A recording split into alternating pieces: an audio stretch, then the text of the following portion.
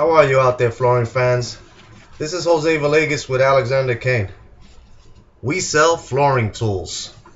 I just want to really quick bring to you a really quick review on how to put in a round cutter router bit. I'm using a Ryobi 1.5 amp fixed base, 8.5 amp ball bearing motor. It's about 60 bucks in Home Depot, and it's a really good router if you have a quick job. It's not that expensive. You don't always have to break the bank. You just gotta always remember something. When you're using a router, you always have to use the breathe method. Okay? I don't think any installers or anybody tells you when you use power tools, it's a breathing method. You know what I mean?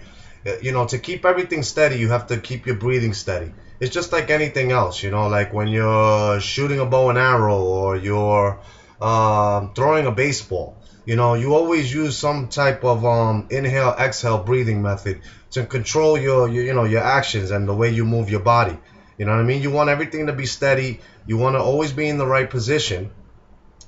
And, you always want to be in the right state of mind, because if this thing gets loose on you, let me just tell you something, you're in trouble, because these router bits are very sharp.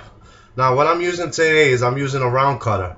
It has a 5/16 depth, and it's good for 3/4 inch flooring, 5/8 flooring. Now, what I mean by a round cutter is, if you look at the wood flooring, I wonder if you guys could see it. It has a round contour on the inside, right over here. So, the router bit, as I'm going to show you right now, it's a round cutter. Alright, so what I'm going to do is I'm going to loosen up my router so that I can lower it. Now, you don't always have to do this, because the Ryobi routers, they come with windows. They come with 2 little windows. This window's a great one. So you can take this window off, and when you're actually on the floor and you're routing, you can actually look through here to see exactly where your route is going. Make sure you use eye protection, please, because if a splinter goes in your eye, guess what? It's going to take your eye out. So make sure you use eye protection. But this is a great window for when you're working. You use you can actually look inside the router to see exactly what you're doing, because the last thing you want is to overextend your cuts. It can cause kickbacks. It can cause a lot of things, and the last thing you want on a router is for it to kick back on you. And these Ryobi routers, they're good, but they're also cheap. So always remember, you get what you pay for. So you have to have a real strong hand to use this router, because it does have a kickback on it. I do want to tell you that. But if you use the right router bit, your work should flow smoothly.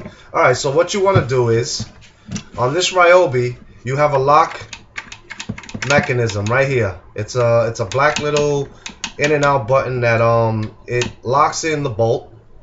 And your Ryobi comes with a cool little bag that you can carry your router in. I don't know how these guys, are able to do all these things. And it comes with a key, simple key, and you put your lock to where it's not letting your router move, and you untighten it. Real simple. Now that's counterclockwise, just so you know.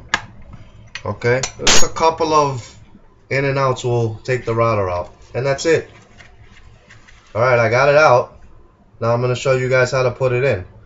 Now, if you guys don't want to go through the hole, and you want to see the whole top, well, you have to go through the hole anyway, because if you lower the router all the way, let me show you what's going to happen. If you lower the router all the way, you're not going to be able to get the key in the right way.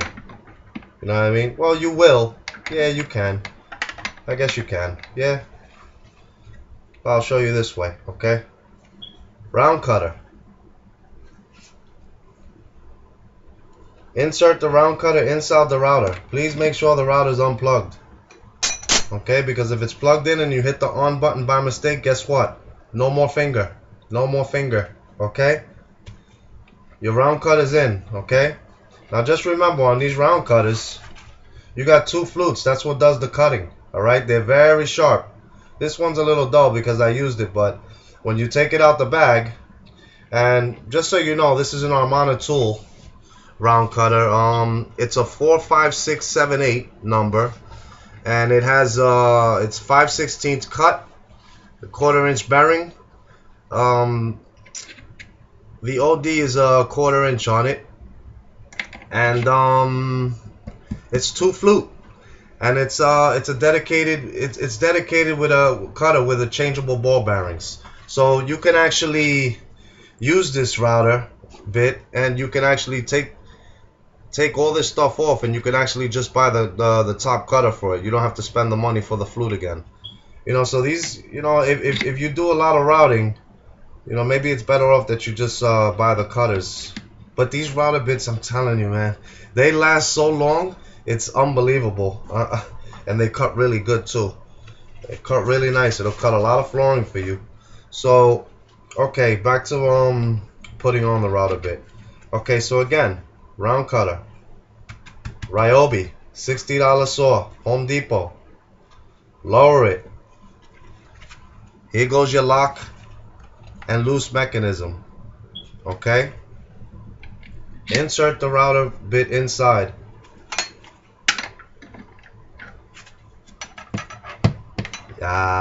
You see, that's why you can't lower it all the way, because you're not going to be able to push the tightener in and out. You see, I'm learning as I go along with you guys. Hope you don't mind. All right, let me raise this. Loosen it, raise. This loosens it. You can't miss it. It's a little loosen button that it has a little yellow little push and open thing. It'll loosen the router to go up and down, but you have to open this up in order to loosen it to go up and down as well. So lift it up, tighten it, close it, going through your window. Turn your lock to where you can push your locking mechanism in and it's not going to move. Lock your mechanism in, go through the window, clockwise, tighten, don't over tighten.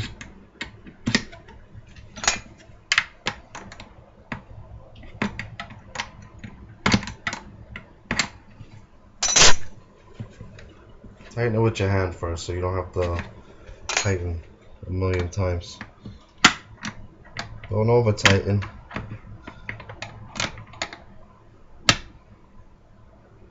And you're done. And it's fine. It's good. It won't come out. Very nice. And if you want to adjust the height to anything, you simply loosen and just put your hand on it, you know, and just make sure you steadily put the wood on top. Make sure it's nice and flat. Okay, I believe that's where it wants to be. Let me show you guys. I adjusted the height, tightening, and I'm ready to go. I'm ready to groove 3/4 inch flooring with a 5/16 cut slot. Excuse me. Let me see if you guys can see the round slot.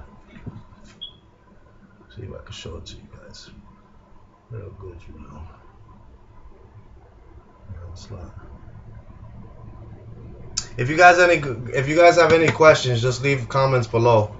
I'm a 25-year veteran at hardwood flooring installations. I sell wood flooring tools, and I believe I'm the best man to come to. You know what I mean? So any questions, anything, please guys, feel free to ask me. I have no problem with answering questions. I love this stuff. Over and out. Alexander Kane. Bye-bye.